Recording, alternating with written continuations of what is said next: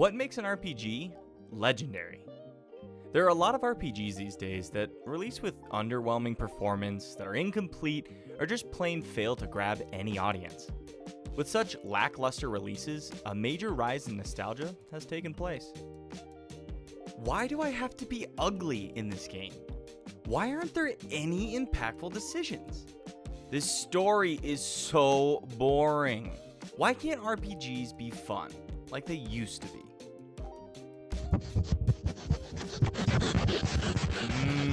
Nostalgia. Get a good whiff. Remember the golden days. Or better yet, remember your golden days. In fact, that is exactly what I've been doing. Thinking back to previous RPGs I've played and asking myself what made these RPGs so legendary.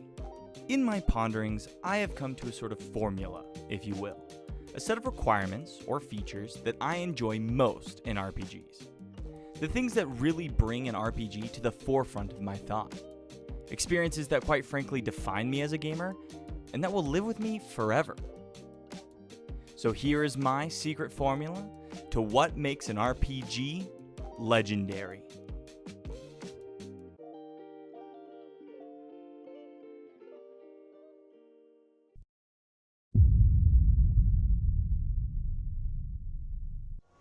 You there, step forward. Who are you? Be who you want to be. Go where you want to go.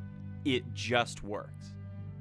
Now that may have been said of an ugly stepchild, but Skyrim really embodied what Todd Howard was getting at, especially with its character building. With 10 playable races and 18 skill trees, Skyrim really lets you build your own character with your own playstyle. You can be anything from an axe-wielding Nord berserker to a slithery, sneaky thief Argonian assassin. But what if you don't like your build? You could change and become a cheese-hoarding alchemist with a love of mammoth tipping. On second thought, don't try this at home, kids. If we're being honest, you usually just end up being a stealth archer.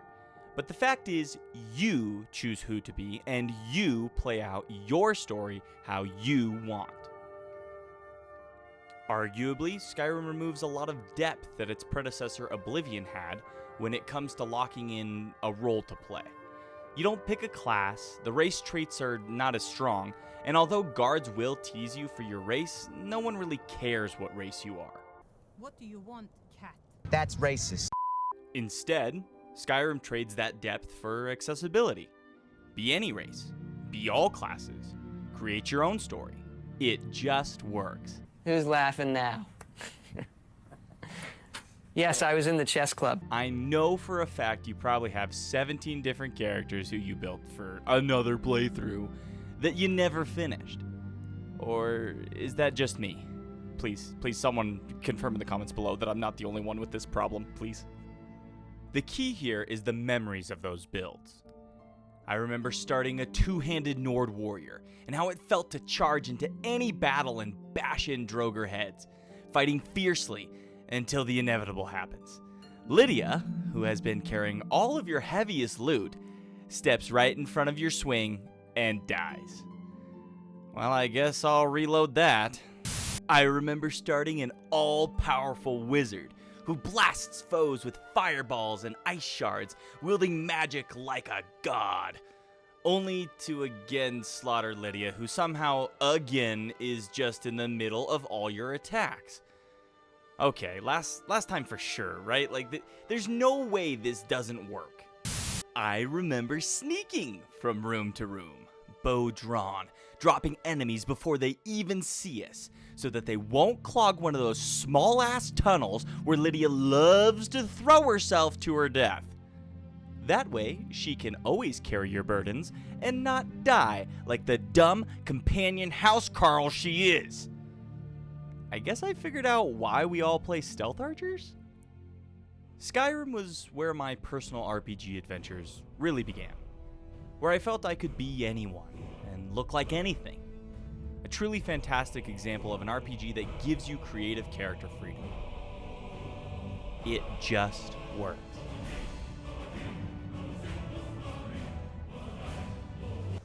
Anyone else feel like running?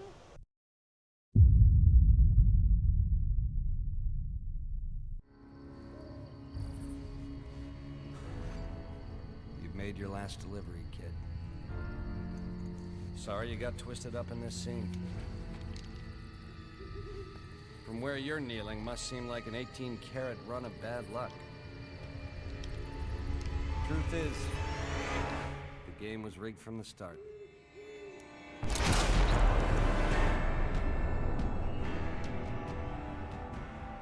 You wake up, having been shot in the head, losing all logic and reason. You go on a murder hobo rampage in the city of Goodsprings. No one can stop you, and the more you kill, the better you get at it. The Goodsprings community hates you and vilifies you, but not everyone does. The Powder Gangers accept you and help you fight Goodsprings. To them, you are a hero. It all comes down to perspective. Everyone in New Vegas has their own agenda, and you, as the courier, are thrown into the middle of the Mojave with a blank slate. Your amnesia gives you the excuse to interact with the world however you choose, and that right there is the crux of what makes an RPG good. Specifically, the fact that the game itself reacts to what you, the player, do. This creates an immersive experience where no matter what you do, it does matter. The results of your actions are important. You, the player, are important. It is your game. Let's go back to the Goodsprings massacre. You could easily help the people of Goodsprings to kill off the Powder Gangers. If you do, then other Powder Gangers might come looking for you to avenge their friends. Or you could leave Goodsprings and the Powder Gangers to themselves, remain neutral, and just go do whatever you want to do. The choice is yours. Kill some NCR, get a hit squad after you, open the eyes of a scientist to his reality, watch as he murders those he felt lied to him, help a girl in need, separate her from her family and everything she knows. Actions have consequences. And not only does that make for a very immersive RPG, it makes for a legendary RPG.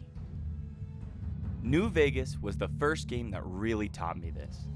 It is without a doubt the game changer for me and my love of RPGs. I will always love starting another playthrough of New Vegas. Who knows? What could possibly happen this time? But I ain't a fink. Dig?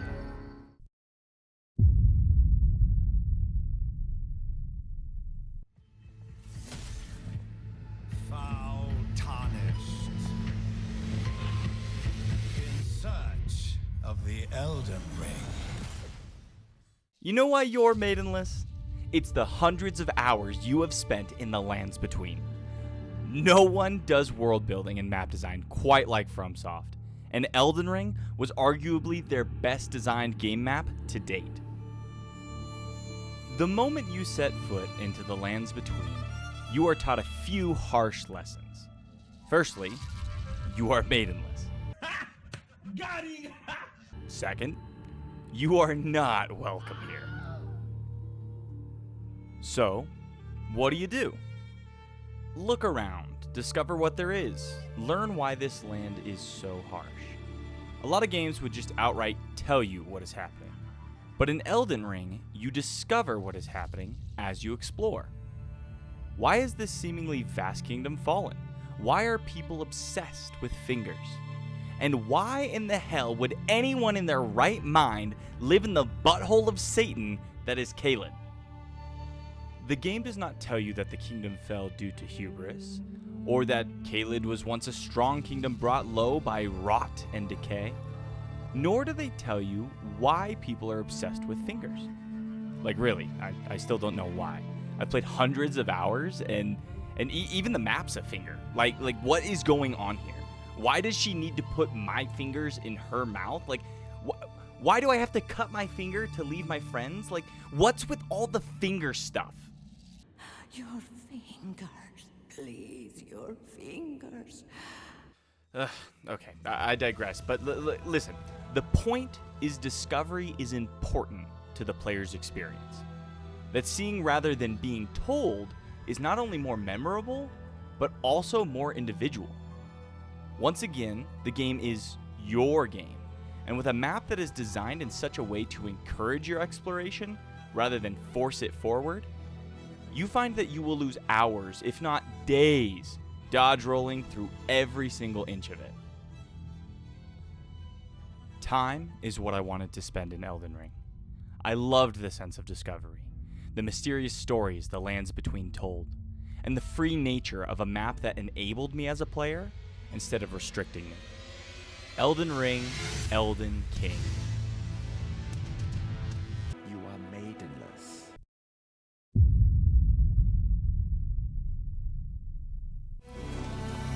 Heard you wondering about my swords. One's for monsters. The other for humans.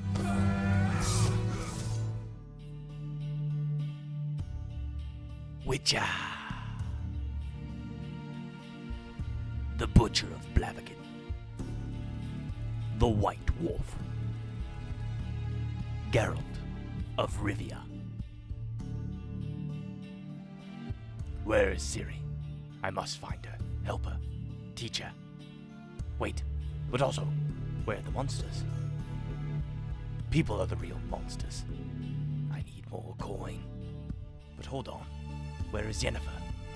Lilac and gooseberries. Triss might know where she is. Who is Yennefer? Gwen Turney. 3 hours later. Murder? I didn't say murder, she said murder.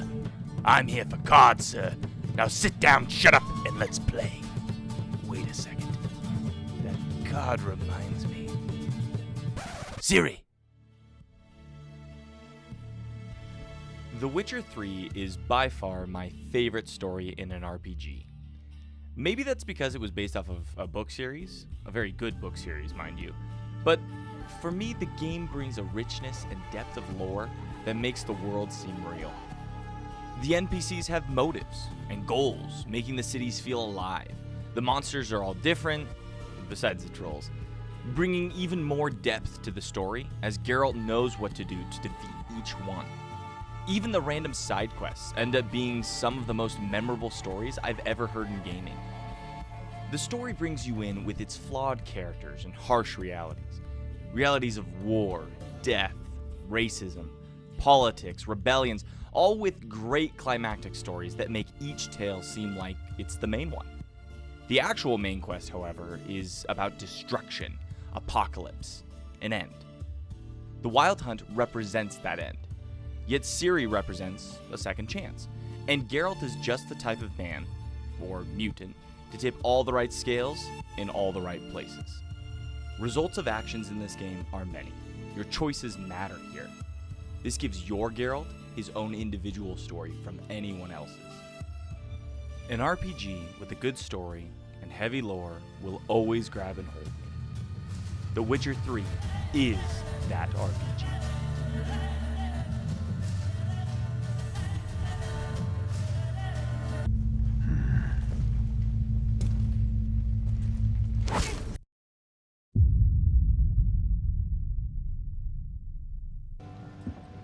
Give your quarry something to fear. Some hellish thing from a fever dream. And men will drop to their knees, pleading for their lord before all else.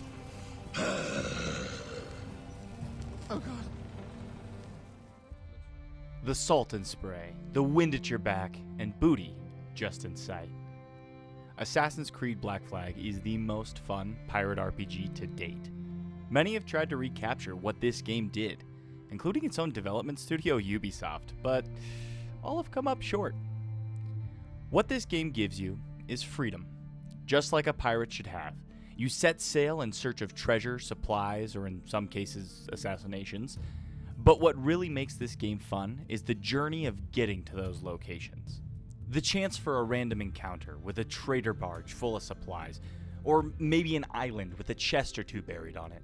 Or maybe a fleet of warships guarding their gold shipments. You customize your ship to be faster, stronger, and more deadly than your foes. You send out your own fleets to gain riches and supplies. You rub elbows with legends like Blackbeard, Charles Vane, and James Kidd. And of course, you drip out, like the pirate king you are. However, nothing is as fun as two ships clashing at sea, cannon shots firing, bracing for impacts, and of course boarding the enemy's ship to take what's theirs. All of these instances have a chance of booty. The risk, the reward, it is all in your hands. Now, I have told you all the things that I find fun in this game, but fun is definitely more of an opinion per player. I of course love the roleplay of Black Flag, being a pirate, sailing the seas, the feeling of freedom to go and do what I want to, when I want to. The map size, perfect. The ship combat, perfect. The traversal, perfect. The story, perfect. Every inch of this game encourages you to explore it because to do so is just fun. Fun in an RPG comes down to wanting to be in the game, losing hours in it, realizing it's 3 a.m. and you started playing at 3 p.m. That is a fun game. A game to get lost in, to live in, to love.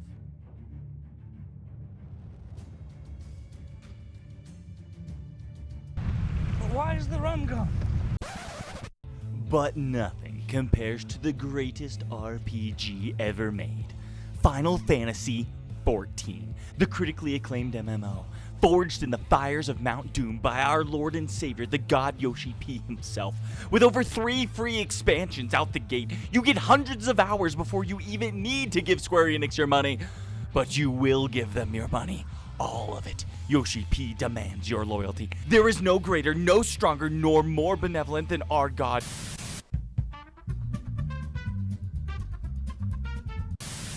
Well, sorry about that. Now, where was I?